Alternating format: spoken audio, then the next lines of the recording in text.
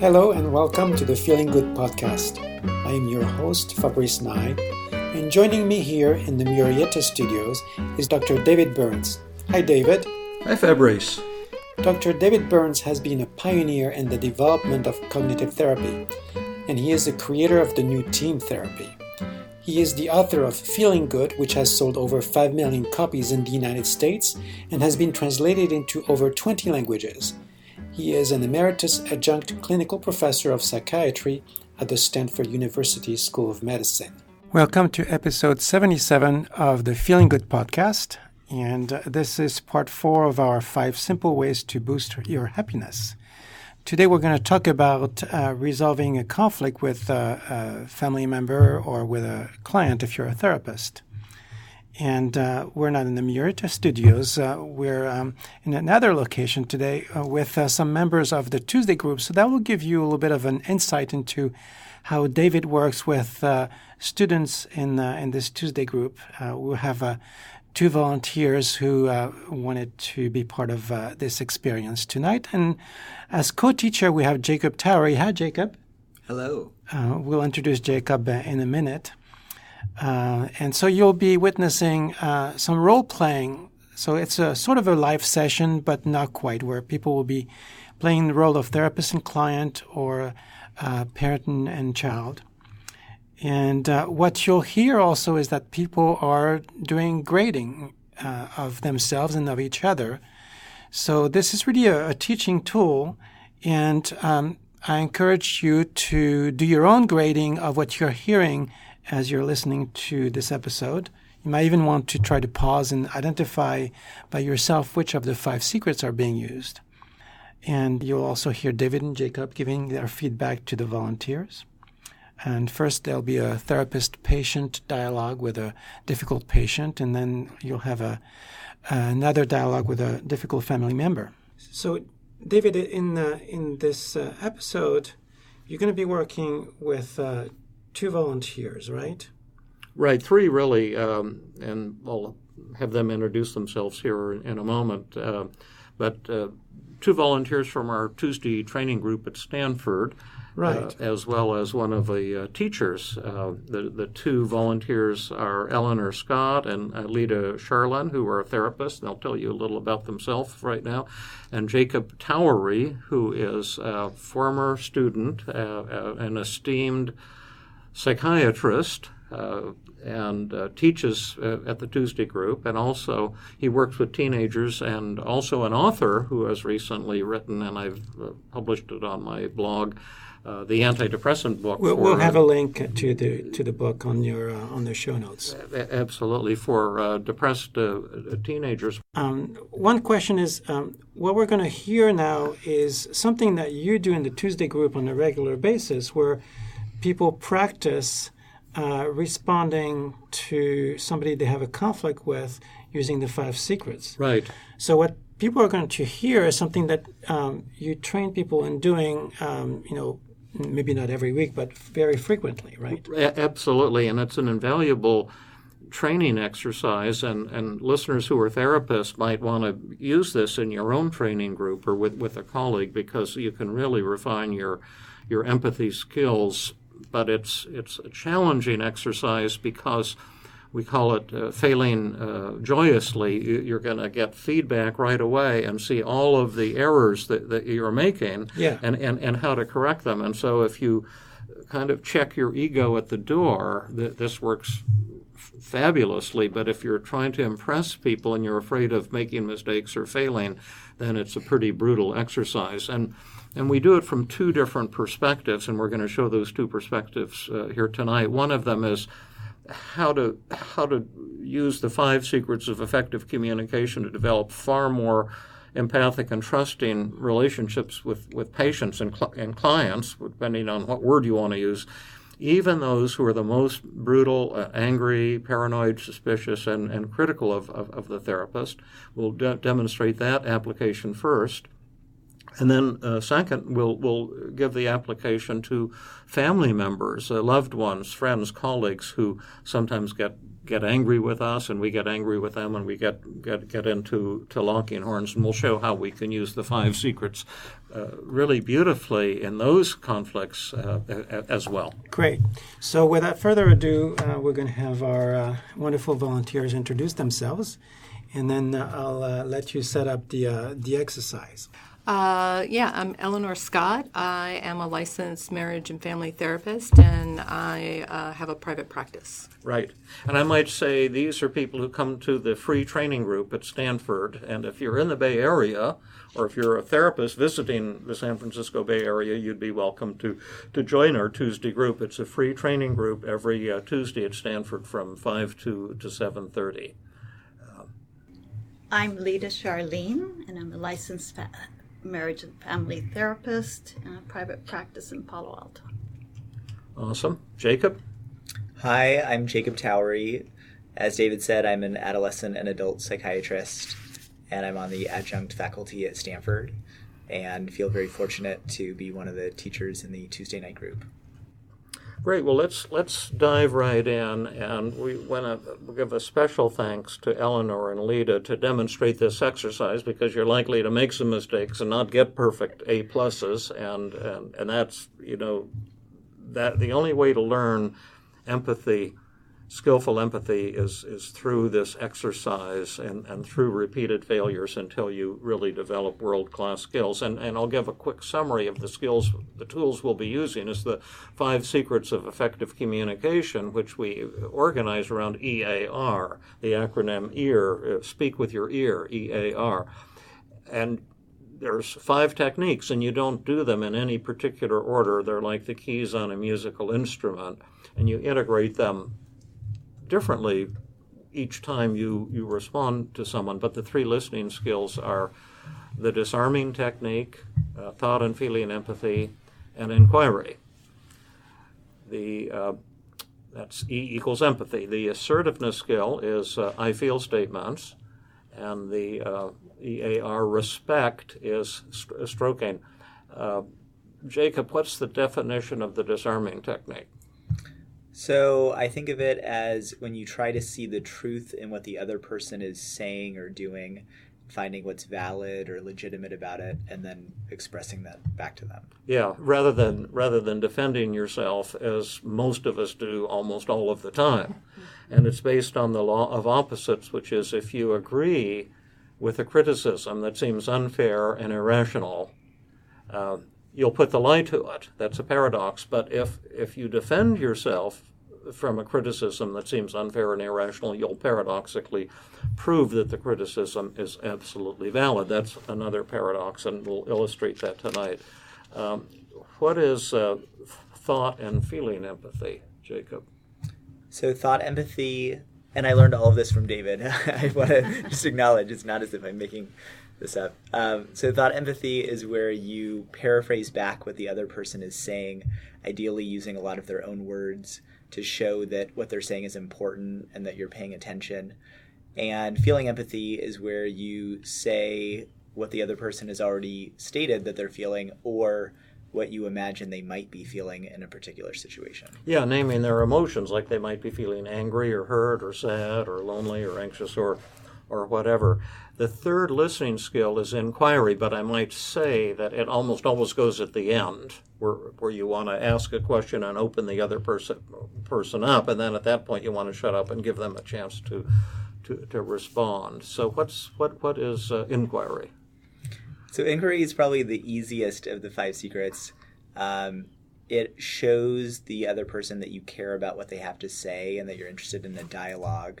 So at the end of other things you're saying, you might say something like, am I reading you right? Or am I close? Or what do you think about that? Or something to or show tell that, me more about what tell you're me thinking. more about or tell that. me more of the things I've done or said that ticked you off or hurt your Yeah. feelings. Yeah, right.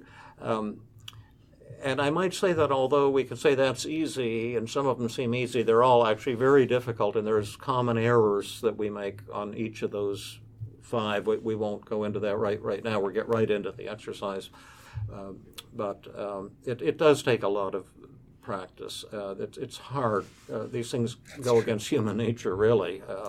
Well, what's an I feel statement, the assertiveness tool? So I feel statements are where you reveal how you're feeling. So it's probably the most vulnerable of the 5 secrets. So ideally you say I feel and then some sort of emotion or feeling word. Like hurt or sad or something like that. And one of the errors here is such a common error, we've got to point it out. A lot of people say, well, I feel that you're being a pill, or I feel that you're wrong, or I feel like you're being unfair. Are those I feel statements? No, those are not I feel statements. I mean, why not?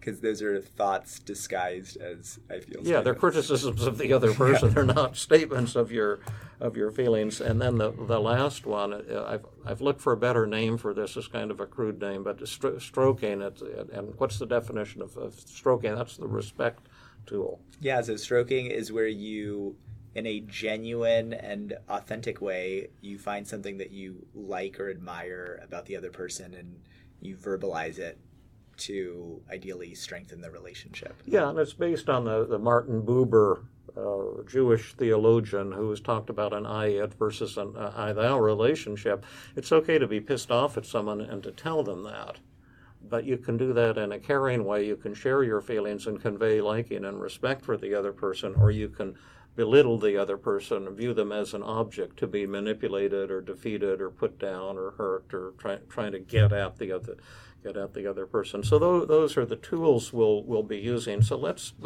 start with the therapy thing.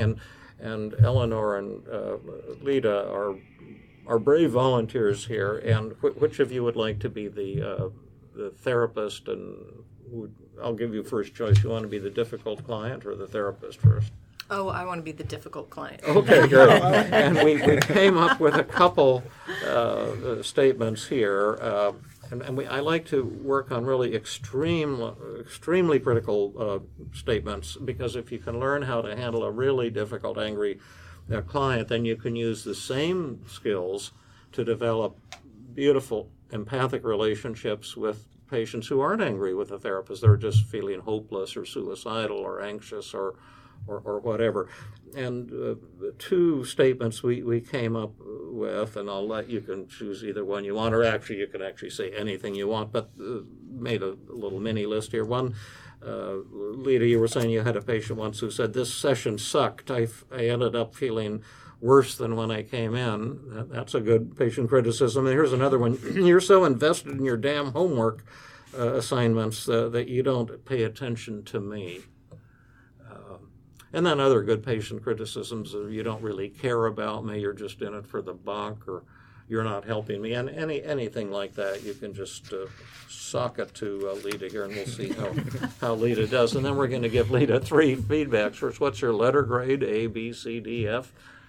And then what worked and what didn't work, and then how could, if it wasn't an A or A+, how could it be improved? So, Eleanor, go for the gold. Okay.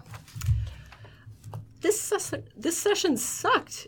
I feel way worse now than when I came into the room. Okay, Eleanor, I hear you, and you're saying that last session that we had sucked, and that you're feeling worse. You felt worse at the end of the session than when you came in, and I imagine that you're feeling let down, and you're feeling also that you haven't been helped, that you're probably feeling angry and disappointed and frustrated. This is what I imagine you to be feeling. And, actually this is kind of awkward for me, but, and I'm feeling badly about this. And also a bit sad that I wasn't able to help you, because I really love working with you and respect you so much. And I feel that you were very courageous to actually tell me this, this about my session. And I'm hoping to be able to use this information that you've so bravely given to me to get closer to you and to address that. I have to address how I've let you down and how you ended up feeling more depressed than you entered the session. Can you tell me more? Great. Now, let me ask you first, what grade did you give yourself? An A, a B, a C? A B. And a B. Okay. What grade did you give it, Eleanor? A C. A C. Okay. What grade did you give it? Maybe B minus. Okay. So you're getting some pretty harsh grades. I would have given you a higher grade. I thought you did pretty well. I thought it was a little long-winded, but I thought it had some merit. But let's hear what our experts here say. Why don't you tell us first, Eleanor? I think you gave her a B minus, right? No, I said a C. C. Oh, C. Oh, okay. Yeah. See, that's pretty low grade there. And tell Lita just intuitively what you liked and disliked. I think though it was the long-windedness. I sort of lost track of what was being said, and it was probably because we're playing a role. But I was talking about this session, so it felt off, right? But that was because of the role we were playing, I think. Because I was saying this, I feel worse in this session. Does that make sense? Jacob will answer that question. I think it does make sense. I think if Lita interpreted that you were talking about last session, she was maybe orienting around that. And what I think you're saying is, no, I'm talking about this session today, like just in the last 10 or 20 minutes. So it felt kind of off base to you? Is that close? Yes, absolutely. Yeah. But absolutely, the feelings were right on about feeling frustrated and angry, and that was absolutely how I was feeling.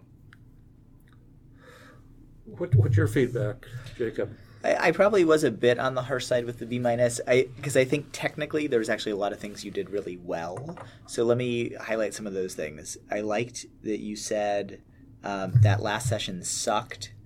There was some disarming there. You were finding the truth in what she was saying. You said you felt worse at the end than when you came in. There was some good thought empathy there and some feeling empathy. You also thought of some feelings she didn't verbalize, but that she might have felt. You might be feeling let down, angry, disappointed, frustrated. I really liked that you named angry, because that's something that's easy to not name, and you brought that in. You said, I'm feeling badly about this. There was some vulnerability there, which I liked. I'm sad I wasn't able to help you. You did some stroking. I love working with you and respect you so much. It was courageous to tell me. I specifically liked that it was courageous to tell me. There was some nice inquiry at the end. Can you tell me more? Probably the only reasons I marked you down were it did feel a little long. And for me, with stroking, I like when there's specificity, like the specific things that you love about her or the specific things you enjoy working with her. But you also did put in that it was, courageous for her to tell you. So that there was a lot that you did really well. I'm kind of on the same page with both of you. I thought it was a little long. You did a lot of things really, really nicely, things that most therapists would not do. Especially acknowledging the anger. And I know you've been in the training, you know the importance of doing that. Most therapists overlook the anger and then the patient gets angrier. I think there was a little fine-tuning things. When you start out saying, I hear you, sounds to me very formulaic. Doesn't sound genuine. But then when you said, you're saying the session sucked, I thought that was great. And you felt worse at the end. It was just some down-to-earth, real talk. I'm a little uncomfortable when therapists say you were courageous in saying this to me. I think you liked it, Jacob, and it might be fine, but it sounds to me a little formulaic. Therapists always kind of, you're so courageous, as if this way we don't have to deal with the anger. But some stroking is definitely important. When you said, I'm hoping to use it to get closer to you, it just sounds kind of like intellectual or something. I would rather just say this is painful for me right now, and it's probably painful for you too. But I think as we talk it through, we'll get a lot closer to each other. So it's frightening to me, it's upsetting to me, but I kind of welcome what you're saying. And then when you say we can address how I let you down, that's, again, it's a little too intellectual for me. I'd rather say, tell me the ways the session sucked, the problems I didn't help you with, the things that I said that turned you off, and you're feeling way worse now. Tell me how you're feeling now. This is incredibly important. Something I'd like to kind of welcome the feedback. So now let's ask, how was this for you, Lita, to hear all this feedback and know this is going out to our, I guess, at least 16,000? 4,000 or 5,000 people at least right away. This is a good exercise in checking your ego at the door. Exactly. How are you feeling right now? Well, that I'm learning. Mm-hmm. It is a difficult situation. Now that you didn't answer the question, let me ask it again. What are the names of your emotions right now? How does this feel to you? Like option A is euphoric and ecstatic and joyous, and option B would be a little What about uncomfortable. Incompetent? Yeah. Yeah. And not professional. Not. It's hard, right? It's uncomfortable because we want to get an A+. We want to be stars. And the reason I'm saying this is there's no way to learn the 5 secrets, and you're doing way better than most therapists are going to do on that kind of attack. Most of the people listening, they're going to do poorly if they try this, and the only way is to try it over and over and over until you get up to the A+, and it's painful. Jacob and I and Fabrice can teach a lot of things that are easy for therapists to learn, or the general public, and will make therapists look great the first time you try it. This thing you can only learn through repeated failure, and for me, I had a lot of motivation to do it because I knew I was a great technician, but I fell short. I felt on the empathy with my patients, and so I really worked at it. It took me a long time to learn a lot of the 5 secrets. But if you're highly motivated and willing to pay the price, you can transform your work with clients and your personal relationships as well. Should we do a role reversal and do the other patient one here to give a second example? And so this time, Lita, you can be the patient, and let's change it to the other example, or any example you want. But we'll do a different example. You're so invested in the damn homework assignments you're giving me that you don't really pay attention to me, or something in that vein. Would that be good? Yeah. Okay. So you're so invested in the homework you give me. You check on it all the time. And most of the session goes to that, and there's almost no time for the real problems, what I came here for therapy for.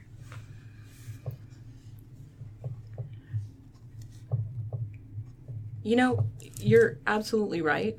I do put a lot into the homework, and I check on the homework, and you're absolutely right.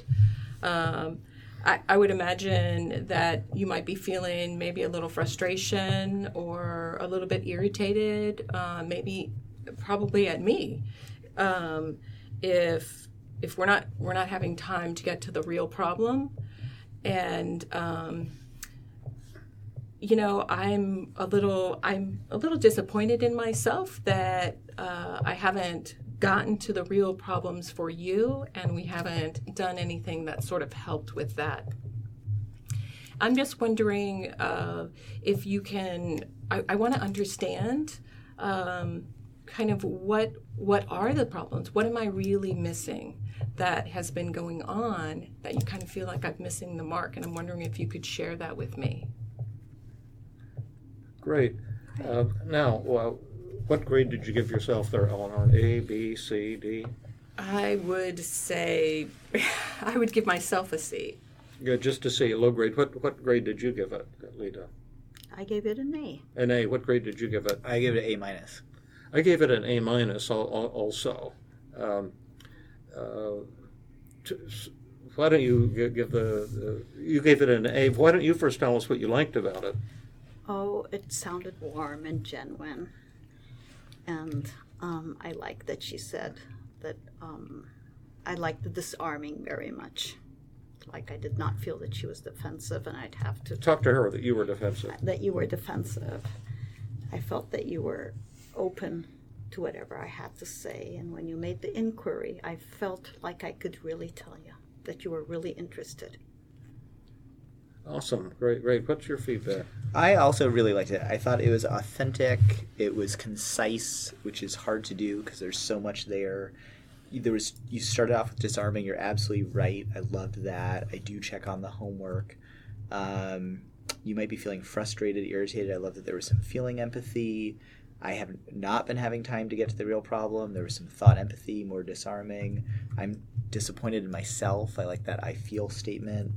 What am I missing? There was inquiry at the end. I really didn't think there was much room for improvement. My suggestions are small. One is, what emotion did you leave out that she might be feeling toward you?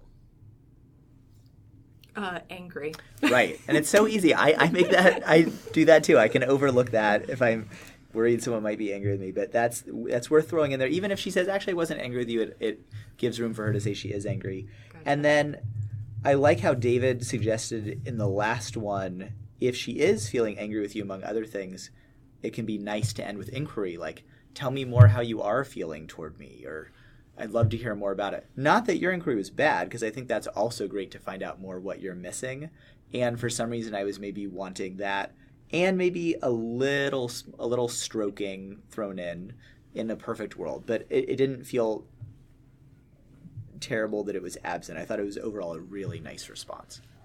And by the way, if you were then doing this at home or in your group, particularly if it was a real low grade, you might want to keep doing, I'm sorry, I dropped my pen there, keep doing role reversals until you get up to an A or A plus using the same example. I thought it was really, really excellent and pretty impressive, really. And for the listeners, they're probably thinking, oh, this is easy. And this is a poor example, really, because these people are doing better in a way than when I teach people in workshops or people who are not familiar with it, they usually do really badly. But where I thought it could have been improved, I thought the disarming was limited. You agreed that I put a lot of emphasis on the homework, but I didn't think you really heard what she said. That wasn't her criticism. What was her criticism? No time for the real problem. Yes, and what that means is that you, Eleanor, are not connecting with me as a human being on the emotional level, that there's some kind of mechanical stuff going on here. Okay.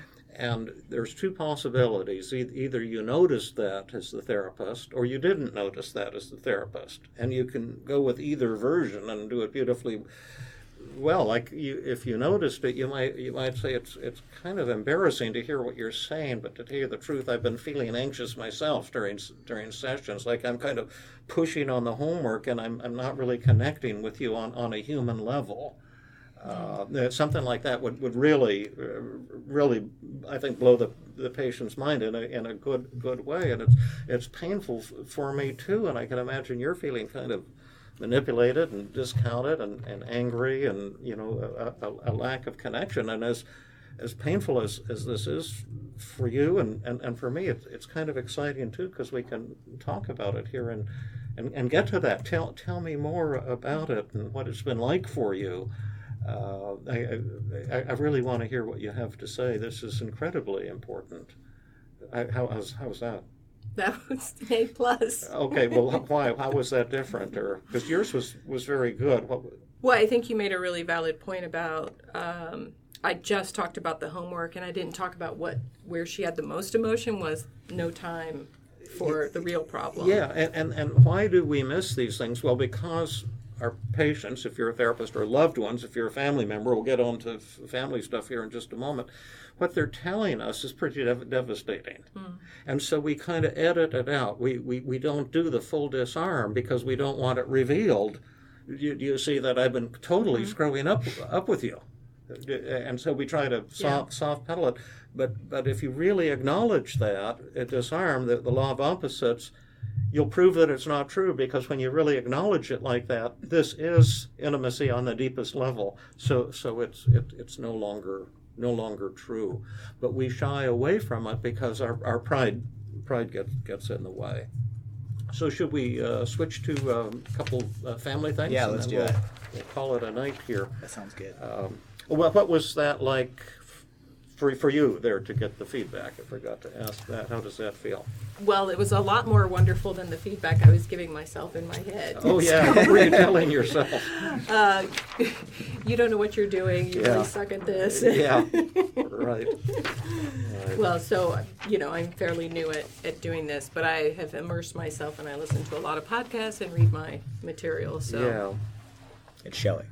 All right. Now we've got a sibling who says you're selfish and you only think about yourself. And we have a son who says you're so self-righteous.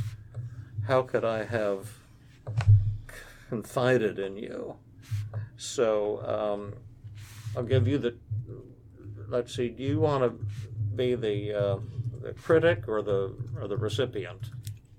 Let me be the difficult family member.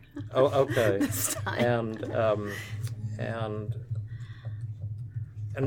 let's do you're so selfish, because that was what somebody actually told you. Yes. Okay, yeah. This was a sibling Yes. of yours. So soccer with that. You're so selfish, Eleanor. You just think of yourself. You're right. I do.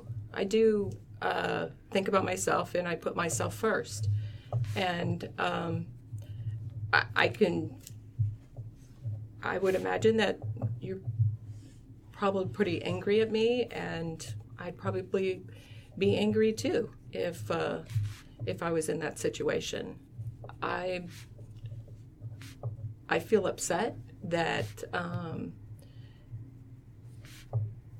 by what you're saying, that what I'm doing is upsetting to you.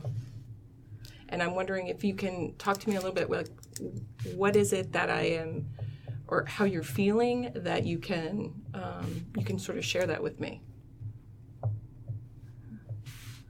That was really bad. Okay. Well, that's good. I was hoping for some bad ones here. Well, you got one. So what grade did you give yourself? Oh my gosh, I would give a D as being nice. A D? Okay. What grade did you give it? C. A C. What grade did you give Maybe it? C+. C plus. Okay. Being nice. Great. So What grade would you give me? kind of maybe in the C range. I mean, you did some things that were pretty good. Yeah. You acknowledged the anger. You said that you were feeling upset, but those are hard for people to do. I think we can tune it up and get it up quite a bit better. Yeah. Give your feedback first, Lita. Yeah. Well, I kind of did not feel heard in this because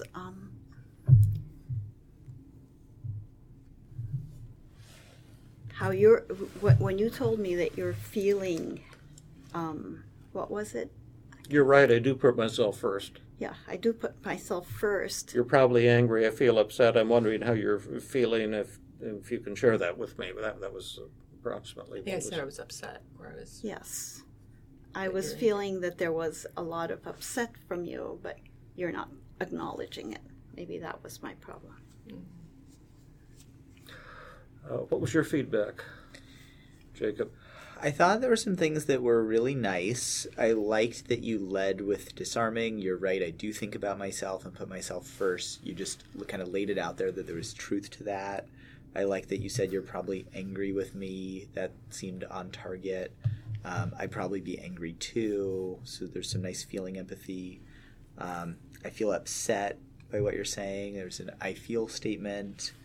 Can you share with me what you're feeling? There was some inquiry at the end. Why did I give it a lower grade? Maybe it wasn't like quite as organized as I was looking for.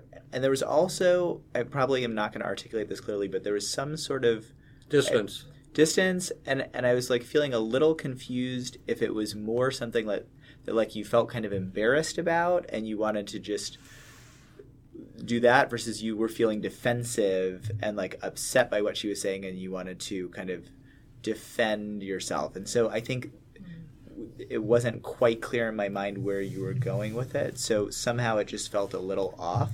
But there was also a lot of things that I thought were good in there. I really agree with what you're saying, and there's a kind of motivational piece here. You have to decide if you really want a better relationship with your sibling. I don't know if it's a she or a he, but there was absolutely no stroking at all. And when you said, you're right, I do put myself first, you could have added, so screw you. Because, it had a kind of a defiant tone to it. And now it's going to endear the other person to you. And so if you don't want to get closer to the other person, then you shouldn't try to use the 5 secrets because it won't be effective for you. And there's no rule that says we have to get along with everybody. But I might try to modify it a little bit. I agree with Jacob that you had some good technical elements, but the heart was not there.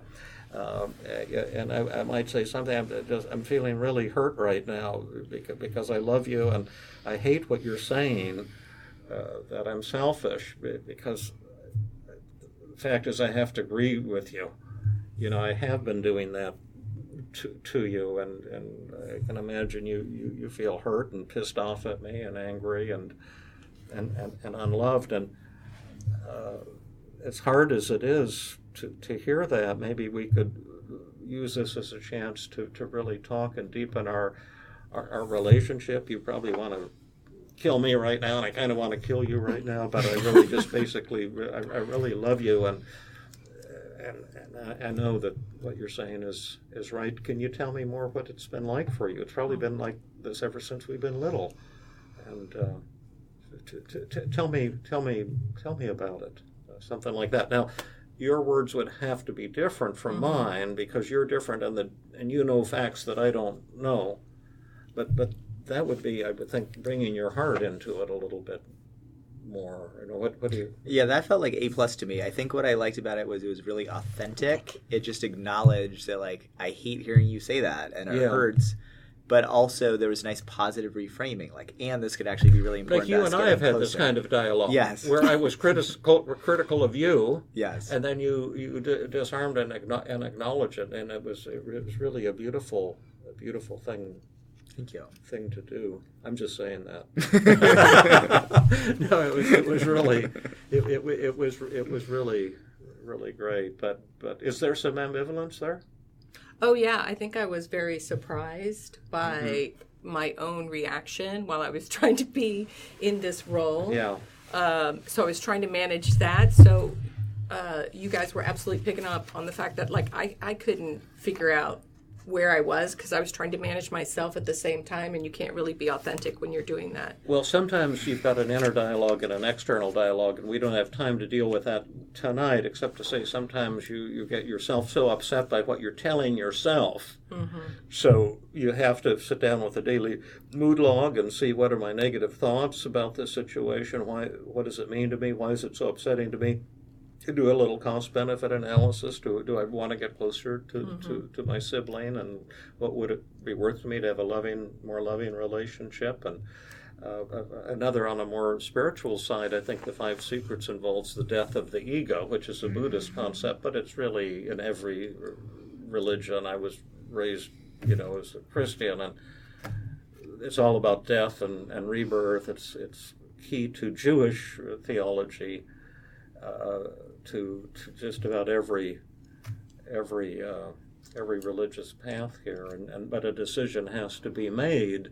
Do I want to die for this person? The other person's trying to kill you. It can be a patient's trying to kill you, and the question is, do you have the courage to die for this person? Because when you die, when your ego dies, then you both kind of, their defense goes down, you go to heaven together, where there's so much BS, I won't use that word, BS, so you won't have to edit it out. But I do think there's some truth in some of these ideas. But let's do our final thing here. And now you're going to be the Lida's son. And you can say something like, "Oh, you're so self-righteous. How could I ever have confided in you?" Something like that, Okay. right? Well, Mom, you're so self-righteous. How would I even confide in you anyway? Wow, son, that I really feel hurt hearing you say this. But I have to tell you that the mirror that you're holding up to me is really true. I hate that part of myself that is self-righteous, and many times I come across that way, and I am self-righteous, and I'm trying to curb that. And I can just imagine how that makes you feel. It makes you probably feel that you have to shut down with me, and that I create an unsafe place for you to really confide in me and tell me what you want to say, because I get off on my self-righteous rhetoric. And this is making me feel very sad, but on the other hand, I'm thinking that I can deal with this, and I would like to learn more, and I can imagine how this makes you feel, that there's no space for you to say your truth, your emotional truth. Can you tell me more? Great. Now, what grade did you give yourself? In the B's. Abby, what grade did you give it, Eleanor? I'd give her a B. What grade did you give it? Maybe like B+. I would be up in the B plus myself. I think it can be improved, but I thought it had an awful lot going for it. First of all, what did you like and dislike, Eleanor? I loved what you did, the disarming, you're right, I hate that about myself, and then talking about how you felt, and then also talking about how it could feel unsafe for me to open up, because I felt myself agreeing like, yeah, it does, and the vulnerability in you saying, like, it's something I want to work on. I want to hear from you. Like, how can I do better? And I want to learn about it. Tell me more. So there was the inquiry in there too. So I really liked that. I really felt like you made yourself vulnerable, which would make me want to open up more. And then what you gave it a B. So what were the things that weren't working for you? I didn't. And I may have missed it, but I didn't really see the feeling empathy. Yes, and what's one feeling that no therapist in the United States has ever acknowledged or ever will acknowledge? Anger. Yeah. I'm glad somebody forgot anger. Because when I do this in workshops with therapists, I've done over 1,000 of these in workshops. And I would say on only 2 occasions, and each time I say you're not going to be able to acknowledge anger, and only twice have therapists been able to acknowledge anger. It's very, very difficult. And then the consequence when you don't acknowledge the other person's anger, whether it's your son or your patient, the anger will escalate. Now the question is, so therapists and many of the general public have conflict phobia. It's a little known thought, and all those of you who aren't therapists should know that there are no therapists in the United States who can acknowledge your anger. But what happens when we don't acknowledge somebody's anger, and why don't we? That's the question. Why don't we? Why do we carefully avoid? So you didn't acknowledge his anger. And yet you've heard it 1,000 times that, remember to acknowledge the anger. Why do you think we make that error? We're scared of the We're anger. too scared of the anger. Yeah. Have you ever been scared of anger? Many times. And then what are some reasons we get so afraid of acknowledging anger? I mean, it's not rational, but sometimes I'll tell myself if I acknowledge the anger, the person will get more mad, or they'll yell at me or something. But you're right, it's the opposite. Yeah. Any other feedback on this one, Jacob? There was a lot that I liked about it. A few things are really minor. You probably wouldn't say, like, wow, son. Hopefully you use his name. That was a joke. Well, son, what's your name? It's like Jimmy. you never Oh, pay yes, attention. Jimmy. That's what you I never call remember you. my name, Dan. Let me start with the things I liked. The things I liked were I feel hurt. There was a great I feel statement right off the bat. You said, I hate that part of me that's self-righteous. I am self-righteous. It was great disarming. Before you go on, I mean, that part I'd have to give an A+ to. Yes. Don't you think? I mean, it was Totally. just fantastic. It was authentic. It was real. It was straightforward. It was concise. I get off on my self-righteous rhetoric. There's some disarming there. I'm feeling sad. That was a nice I feel statement. Can you tell me more at the end? That inquiry was lovely. Like Eleanor and David were saying, I think I wanted a little more feeling empathy. I can imagine you might be feeling angry with me, disappointed, annoyed, upset, maybe like a list of some words. I didn't personally love the phrase, the mirror you're holding up to me. It sounded like some therapeutic lingo Yeah. or something. And exactly. And the rest was so authentic, like it just seemed kind of a little out of place. There was a lot that I really liked. Yes, stroking. I think I wanted... Exactly. Yes, stroking. I think I wanted maybe something that would feel authentic.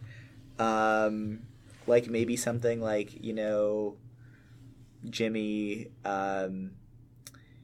Or whatever your name is. Or whatever your name is.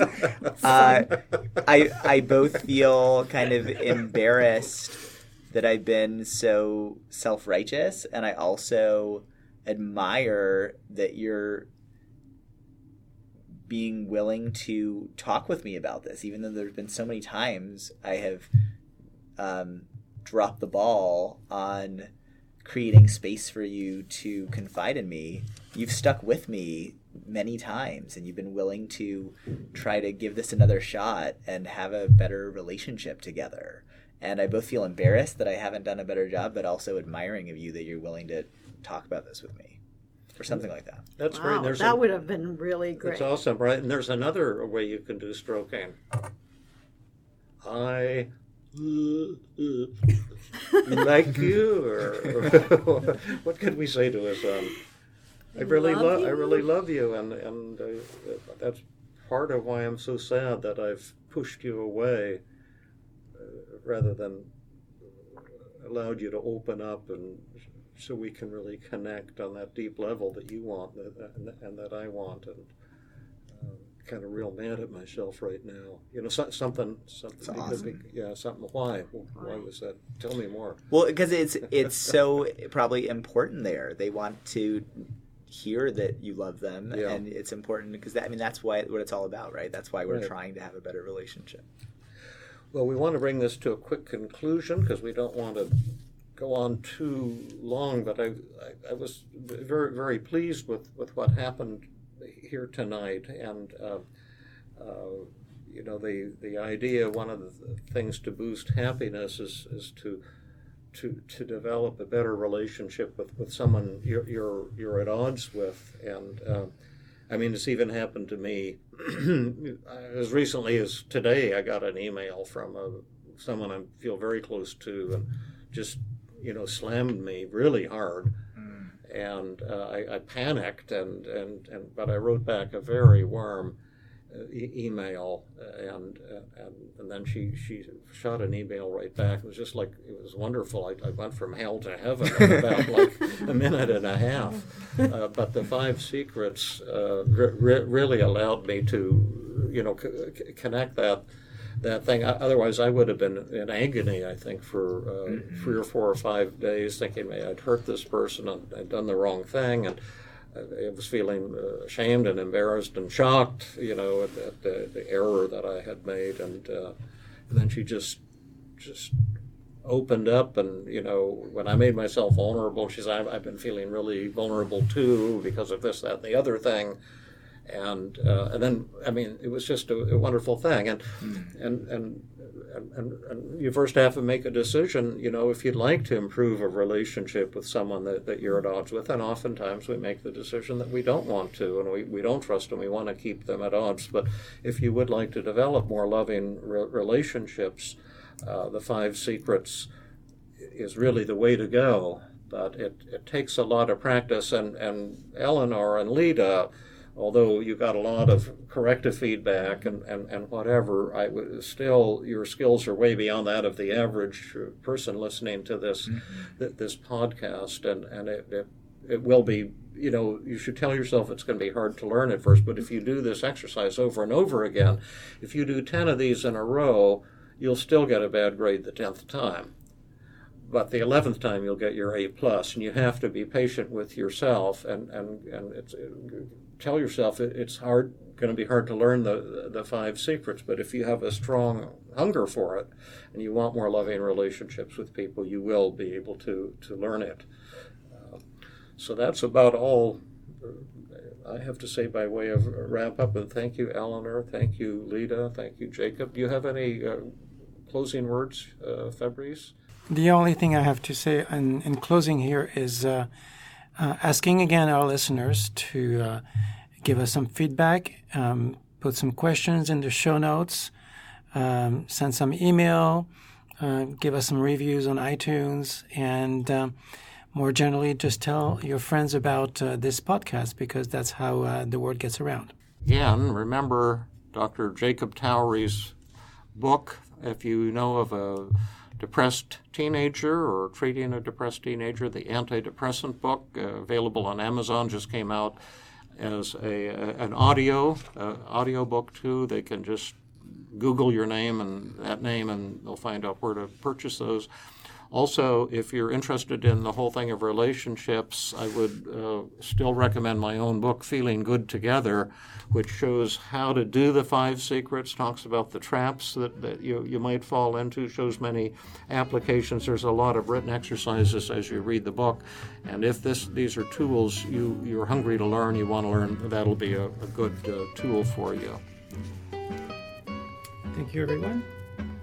Thank you, Fabrice. This has been another episode of the Feeling Good podcast.